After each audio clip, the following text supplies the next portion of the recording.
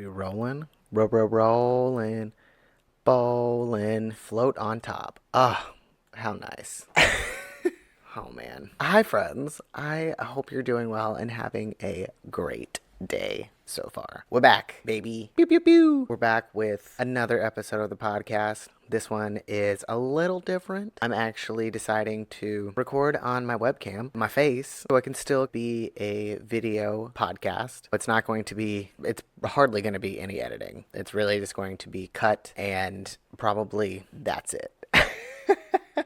And if you didn't know, the podcast is now actually available all the places where podcasts can be found. So Spotify, Apple Podcast, and I think there's Amazon one. I don't know. There's like 8 different ones. So I wanted to let you guys know that there is just an audio version on any of your favorite platforms. So feel free to find the podcast Generation Recovery Friends on any of those platforms and we'll be there. All of the episodes are up now, the ones that we've already done, and this one and all moving forward will also be there as well. But if you want to see my awkward face sometimes, then check out the podcast on the YouTube channel, my YouTube channel, which is just called Quentin Lucky, and you'll find all of my other videos there as well. So don't judge me. I don't know how I managed to have just only white gym shorts and I put on a white t-shirt. So I look like I'm in a cult, but I'm not. I promise. I was just in a I'm doing laundry garb. You know? Garb? Who am I? Great. Fantastic. Lovely. This is going well. If you're brand new to the podcast and you have no idea what is going on because you're kitching this on and the fucking I'm from New York now. If you're getting this on like any of the other platforms like Spotify, that's only audio. Hi, my name is Quentin. I am the host of the podcast where we talk all about healing and recovery from codependency and probably other things. Really just a lot of self-discovery and personal development talk with just some fucking gigs, just some giggles thrown in there just to lighten it up some because life is tough and I'm really here to talk about it and share my experiences week to week or every other week, to be more specific. We're just living in this little space together, and it's fun. It's a nice little hub. Okay, business check. We have done that. This week, I wanted to talk about connection and vulnerability. Really, I wanted to talk about this because it's really just prevalent in my life. Oh, Lord. Here we go. I don't have lights. I'm just using the natural ball of light in the sky for my lighting. So give it up to higher power. I want to talk about it because it's just been pretty prevalent in my life a lot lately. And I wrote up some things that I wanted to read, and I'll probably interject some here or there. So let's do it. Relationships are complicated, right? Whether it's a partner, a friend, family member, there are times when things get hard. And in those moments, it's very easy to retreat to protect ourselves. But what if instead of closing off, we learned to lean into vulnerability? What if we allowed ourselves to be honest? Not just about the good stuff, but about the hurt we're carrying. Think about the last time you felt hurt by someone close to you. Maybe they said something that stung, or they didn't show up when you needed them to. It's very tempting to stay silent, to let the pain sit inside of us. But when we do that, the connection between us and that person starts to fray little by little. Vulnerability is the bridge that can bring us back to each other. Man.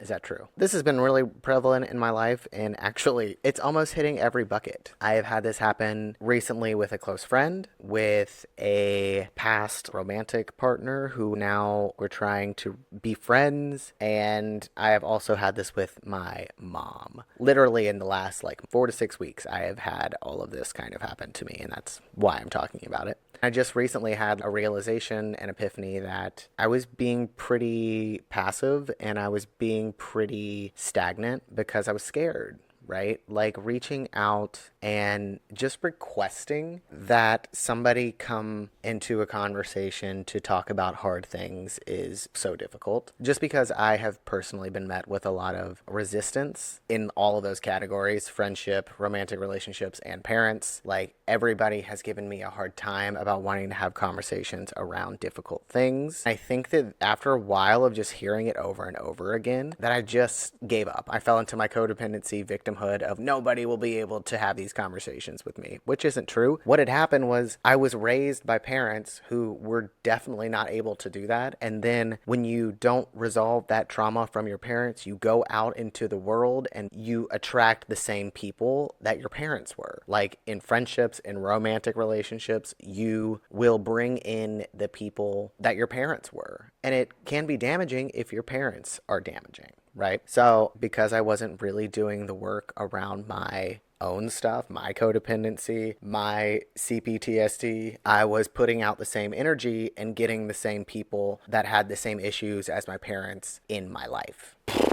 Let's continue. All right, so what does it look like to lean into vulnerability? It's not about shaming and pointing fingers or making someone feel bad for hurting you. It's about saying, hey, this is what's happening inside of me. This is the pain that I'm carrying. It's about inviting them to see your inner world, to let them in. It's an act of trust, of saying, I want you to know me better, even in my pain.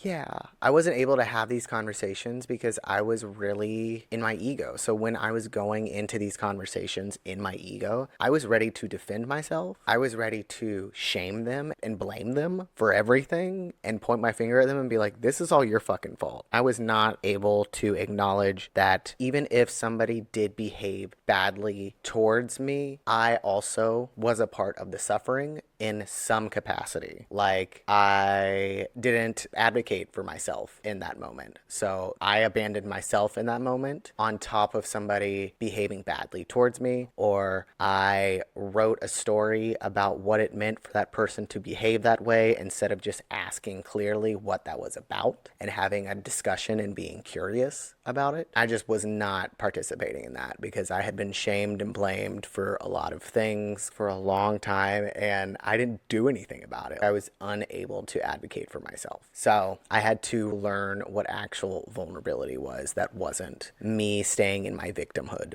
It needed to be authentic vulnerability, which is acknowledging the reality of the situation without all of these emotional stories tied into it. I'm going to continue reading. True love is also about making space for someone else's pain. Maybe you've been on the receiving end of someone telling you they're still hurting about something that happened a while ago. It can be hard to hear, especially if you thought the issue was resolved. Our ego turns on the amygdala in our brain that sends the hormones that fuels the feelings of defensiveness because we get stuck in a belief that we're being attacked. But if we can breathe, ground ourselves, and stay present without getting lost in that emotion, that is where the real connection happens. When we understand that pain can linger and we can make space for it time and time again. When we do that, we're telling the other person, I see you and I'm here with you, even in this. And that is what deepens trust. That is what strengthens bonds. Also, behaving in this way towards you and your pain can present you with some beautiful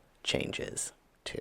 Good paragraph. I like that one. Yeah, I really think that it was turning to meditation that helped me be able to stay present when having these discussions, because before I was just unable to do it. I was just sitting there watching their mouth move, thinking about responses or writing some story or trying to be psychic and guess what was going to be said next. I was never really listening because I was scared and in my head. But the last line of behaving this way towards yourself, of making space for your own pain and having self-compassion for that pain and not judging yourself or beating yourself up for having that pain, is a game changer. If you have little to no compassion for yourself, then it's going to be extremely hard to have that compassion for someone else and to have those hard conversations that's going to strengthen the bond. I had to really backtrack and start from the bottom, right? Like, I had to behave this way towards myself, which meant that I had to stop the self-deprecating thoughts. I had to become self-aware and mindful of what was going on in my head that was about myself and bullying and belittling myself. So I was causing a lot of my own pain, and I had to stop that. Then I got to a place where when I could stop it, which nothing is completely stopped, right? It's going to ebb and flow. When times get tough, you're probably going to run into some old patterns like that. So once that happened and I got to a point where it came back up, right? When I got into a tough time, the self-deprecation thoughts came back up, and I had to practice acknowledging that and not running away from it or trying to make myself a victim of it. For example, let's see, what's an example here? If I was just to, let's say I was washing a dish and I accidentally, it slipped out of my hand and just dropped in the sink. Didn't break, but I just dropped it. I would spin off into just being like, you're a fucking loser. What, you can't even wash a fucking dish, you incompetent fucktard? Like, grip the bowl. What are you doing? That is how I would talk to myself. Oh God, I got like the hot wave of my body believing that I was talking, my inner child believing I was talking to myself that way. I was not. You are not an idiot. It's okay. So that would come up, and I would say things like that because I would just be in a hard time, and I would have to be like, whoa, whoa, whoa, whoa. I dropped a dish. And that was the knee-jerk reaction. That is so not okay. And that's my inner critic, right? That is the voice of caretakers that were not helpful, that were probably abusive, that were probably neglectful. It's just me reiterating the neglect and the things that they would say to me onto myself. And I didn't want to feel that way. So now it's become a process of when those things come up, I acknowledge it and I say, hold the hell the fuck on.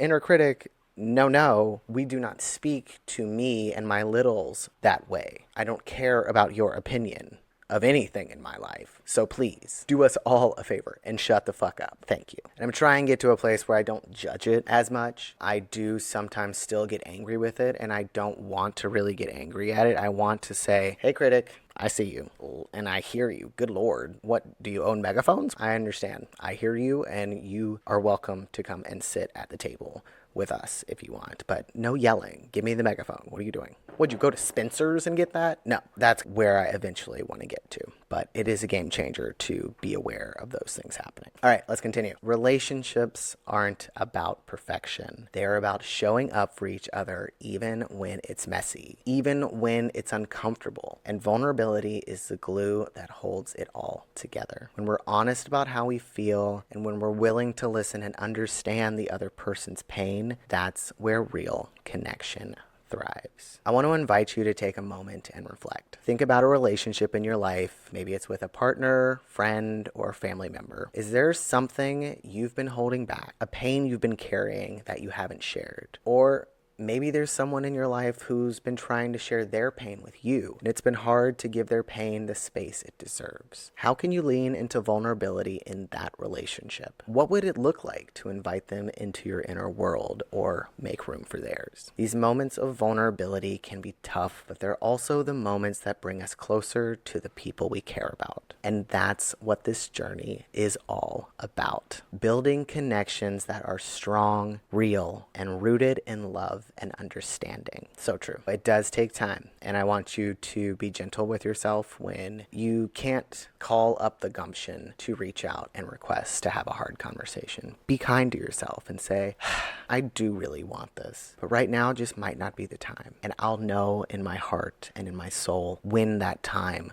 is right. I do encourage you to at least try to start and be reflective in a journal to yourself, right? Like when I asked the question, is there something you've been holding back, a pain you've been carrying, or that you haven't shared? Your intuition probably immediately imagined somebody, some situation, some topic that your literal nervous system and your body is telling you. Whatever first came to your mind when I asked those are the things that if you actually turn towards it and you were like, oh, yeah, my thought about my brother came up immediately when you asked that question. Interesting. If you took those questions with you and journaled or sat with it, took it into meditation and try to unpack it a little bit.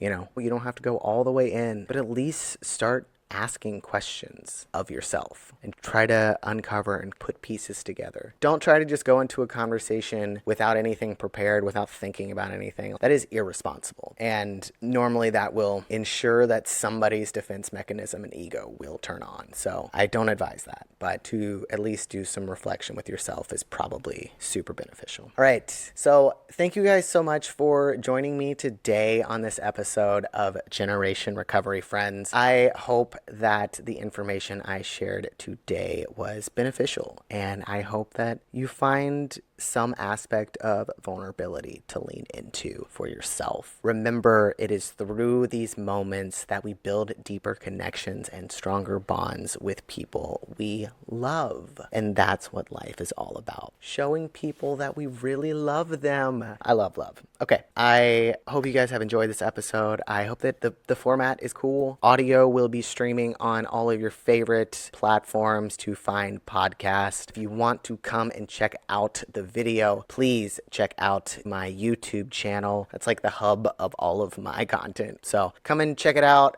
Hang out, come subscribe. I would love for you guys to leave me questions or topics to talk about. I think that would be so awesome. I love talking about the things that are relevant to my life, but to have other topics that are relevant to you that you would like to hear about, especially coming from a life coach's perspective, especially a queer life coach.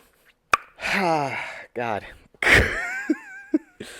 All right, friends. I love you guys. Until the next time we speak, be well, friends. Balloons. Wow. I like that.